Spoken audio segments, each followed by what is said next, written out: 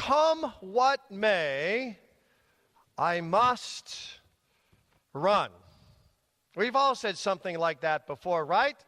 Come what may, whatever happens, I must run.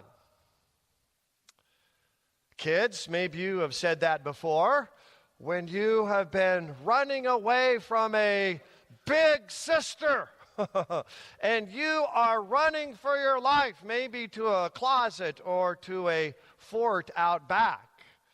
Husbands, you know the run as well. Let's just say you are in a spirited discussion with your spouse, and it's getting very spirited, so you start running to your man cave, or maybe a shop out back.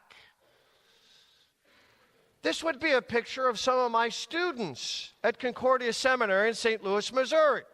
Many of you know I taught there for 14 years, and most of the time, when I would get done lecturing in the lecture hall, my students would frantically run out of the lecture hall like this.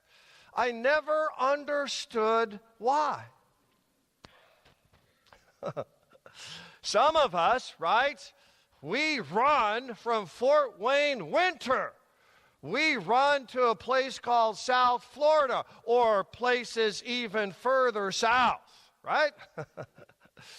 As we come to the 9th installment on our sermon series in the New Testament book on Hebrews, we come to two of the most famous verses in the book. Hebrews 12, verses 1 and 2.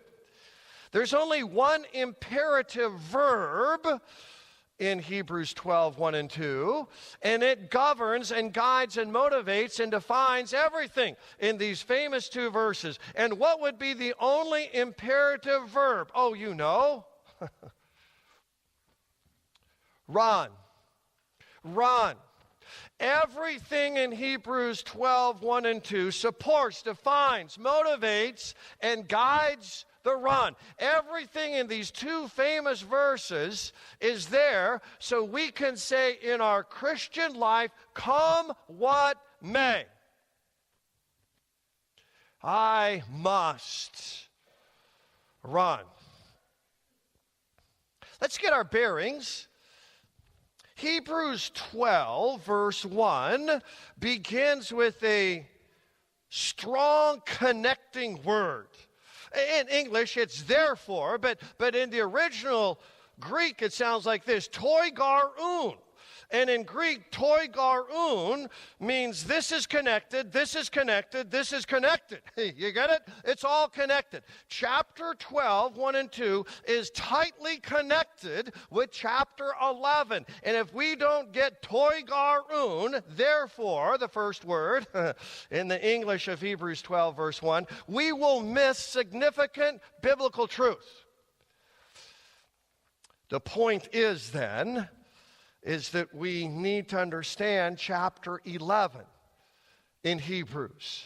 The heroes of faith, the amazing stories of faith throughout Hebrews chapter 11. There are 17 runners, 17 awesome believers that are mentioned in Hebrews chapter 11. These are awesome runners. Abel, who offered a better sacrifice than Cain. Noah, who built an ark. Joseph, who commanded that his bones be buried in the promised land. Moses, who saw him who is invisible. Rahab, who hid the spies. Joshua, who defeated the city of Jericho. These are impressive runners. Running hard, running strong.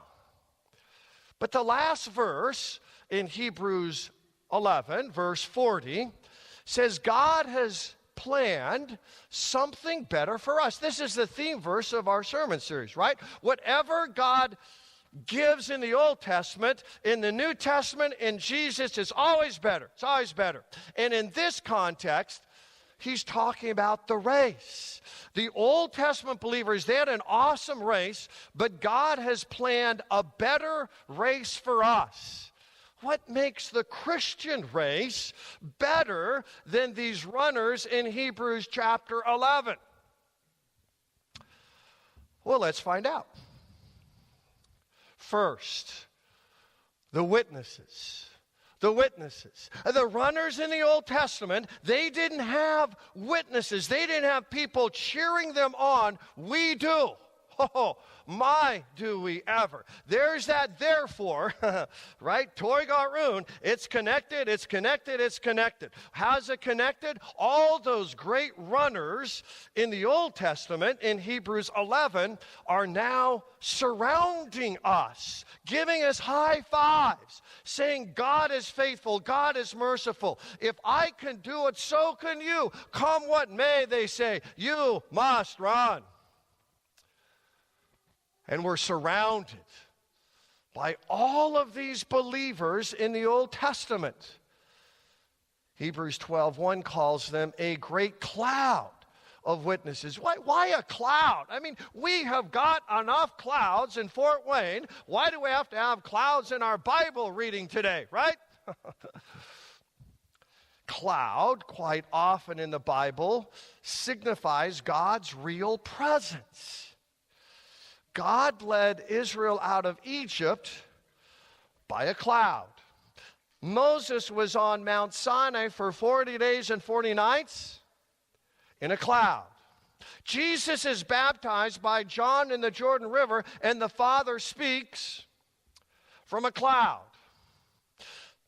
Peter, James, and John go up to the Mount of Transfiguration, and they are enveloped in a cloud. And Jesus is coming again in a cloud. So when you have a cloud, it signals God's real presence. These people in Hebrews chapter 11, they're with God now.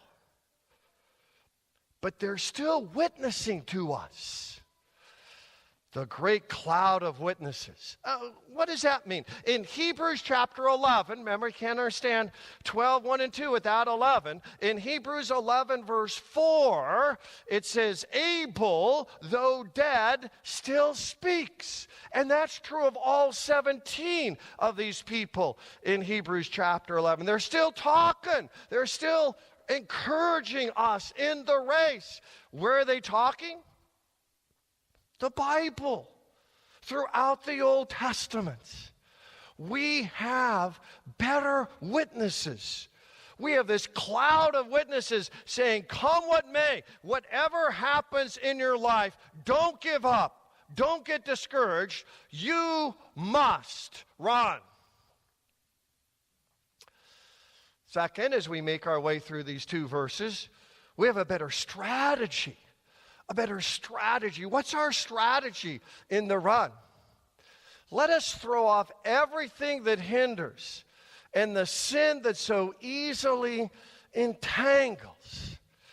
When I was in 8th grade, some friends and I thought we were going to play in the NBA.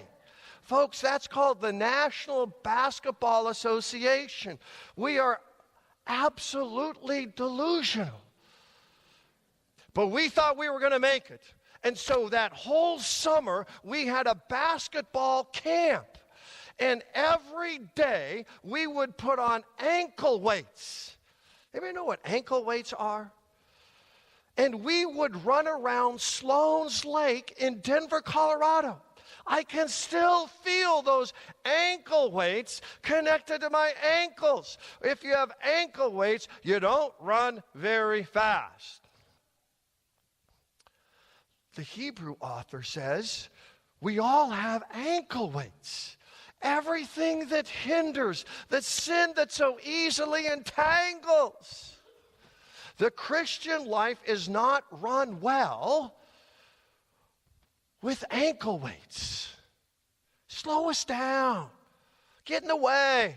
Make it really hard. Before I say something or do something or experience something or read something or purchase something, I need to ask. I'm going back to the Max Cohen verse here. I need to ask the Philippians 4:8 idea. Is this just? Is this praiseworthy? Is this honorable? Is this pure? Is this obedient? Is this humble? Because if it isn't, I need to throw it off. To get rid of the ankle weights, I need to ask, is this hobby? Is this habit? Is this movie? Is this book? Is this relationship helping me run or not? And if it's not helping me run, I need to what? Throw it off. Now, this is radical stuff, folks. The Christian life is not a hobby. The Christian life isn't just one thing among many. No, it is everything or it is nothing. Throw it off. Get rid of those ankle weights. So we have a better strategy.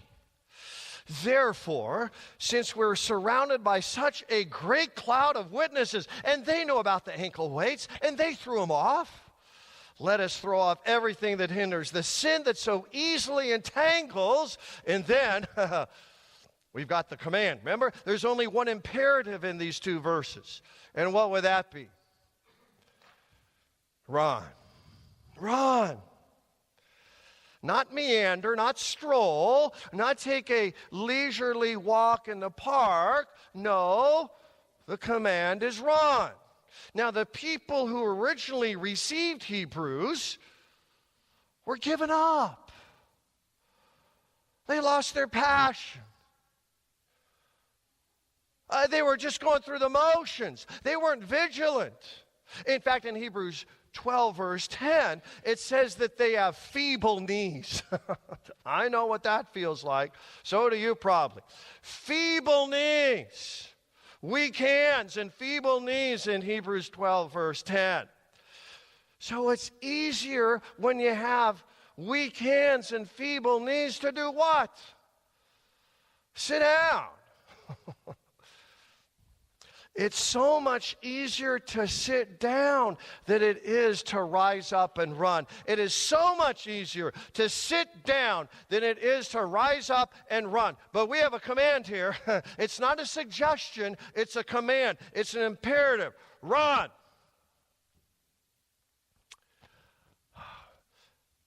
And we have a better course. Better course. Therefore, remember the strong connecting word with Hebrews 11. Therefore, since we're surrounded by such a great cloud of witnesses, let us throw off everything that hinders, the sins that so easily entangles, and let us run. Run what? Run the course. Run the race marked out for us. Now, I have been in enough 5Ks and half marathons in my life that when you are in a race, you don't pick your own course, right? You need to follow the guides, follow the markers, follow the signals. The same thing in the Christian life. It's marked out for us. We don't choose our course.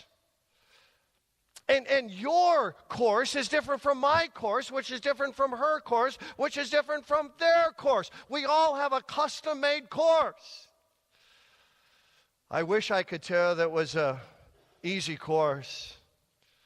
As you run along, you wouldn't hit a dead end, or you wouldn't have to do a U-turn. I wish I could tell you there were no steep hills in your course, but you've got better knowledge than that. Remember Hebrews 11? What happened to these runners? Abel was murdered by his brother Cain. God commanded Abraham to sacrifice Isaac. Moses' parents, Hebrews 11, needed to hide him for 3 months from Egyptian death squads. And Isaiah, the prophet, was sawn in two. You heard me on that. The guy who wrote these words, holy, holy, holy, Isaiah 6, verse 3, Hebrews 11 says that Isaiah was sawn in two by the wicked, despicable Judean king named Manasseh. Oh, this course is tough. It is not for the faint of heart. Jesus had the same course marked out for him. That is to say, he knows about pain and suffering and hell and high water. Did you know that today is National Couch Potato Day? You say, you're just making that up, Pastor Lessing. Well, actually, I am. But it's Super Bowl Sunday, right? It really is National Couch Potato Day, right? There's a part to all of us, right, that would rather watch other Christian runners while I go to the refrigerator and stock up on more nachos and cheese. There's a part to all of us that thinks that the Christian run is too difficult, too disciplined, and no thank you. Give me the sofa, give me the couch, give me the rocking chair, and make sure you give me the remote control. Running sounds like stress fractures and shin splints and upset stomachs.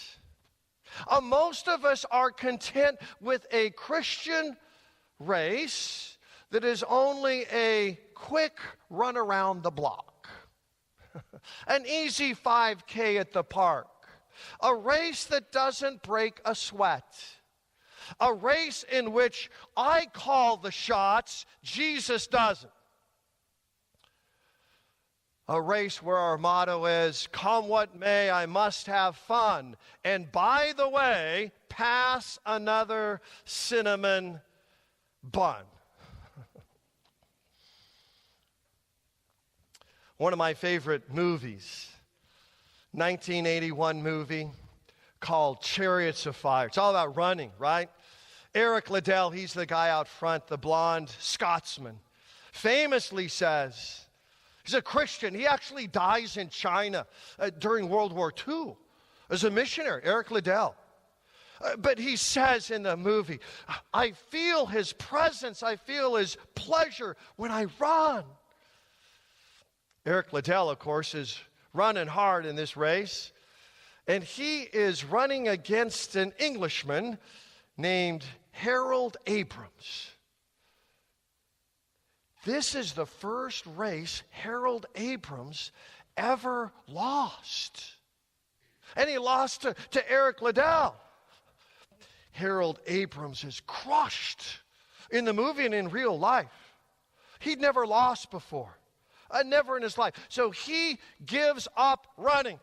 And his girlfriend named Sybil says, Harold, this is ludicrous. You lost a race. You didn't lose a friend or a relative. Harold pushes back. He says, I run to win. And if I can't win, I won't run. Sybil thinks about that for a minute and then says, Harold, if you don't run, you can't win. If you don't run, you can't win. What is Sybil saying? She's saying that it's better to run and lose than not run at all.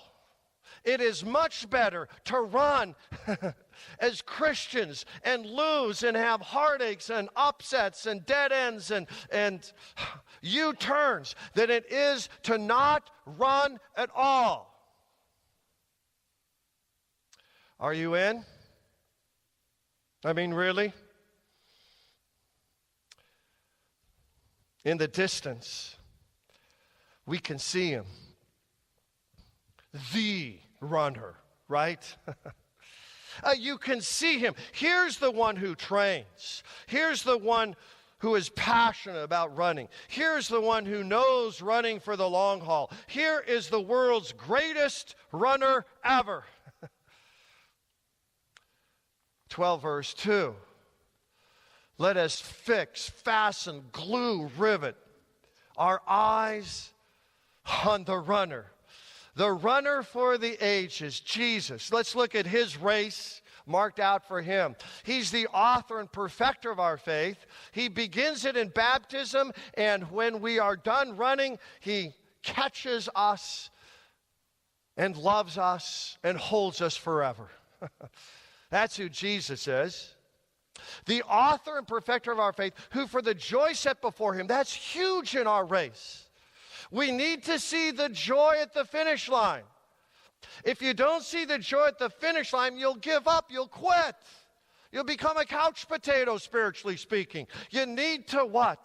See the joy before you. Jesus sees resurrection joy, right? He sees the finish line. So that's why he endured. That's why he ran all the way to the cross, scorning his shame, being publicly executed. And then after his resurrection, after the joy set before him, 40 days later, he ascended to heaven and sits at the right hand of the throne of God. What an awesome runner. You know, his last lap was at a place we now call the Via Dolorosa, the way of sorrows. Jesus is still enduring with blood dripping from his butchered back. Spit is caked to his cheeks. Thorns are still stuck in his head. Dice will be gambled at his feet. And a sponge of sour wine vinegar will be shoved into his face. But Jesus endured.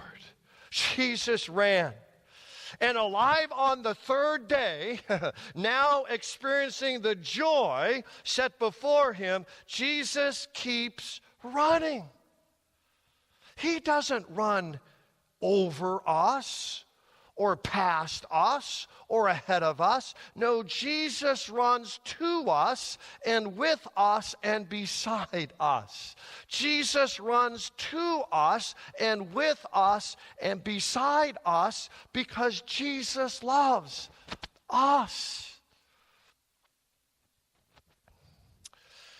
So if you want to get depressed, look within. Be a navel gazer. Be completely self-absorbed. You will be depressed. If you want to be defeated, look back. You'll see all the sin and evil that you've done. If you want to be distracted, look around. But if you want to be determined, if you want to be really determined, look to Jesus. Fix your eyes on Jesus, the author and perfecter of our faith. In fixing our eyes on Jesus, we will say to the world, you know what we'll say, come what may. Come what may. Job loss, cancer, divorce, come what may, I must run. How about we stand and sing about that, church?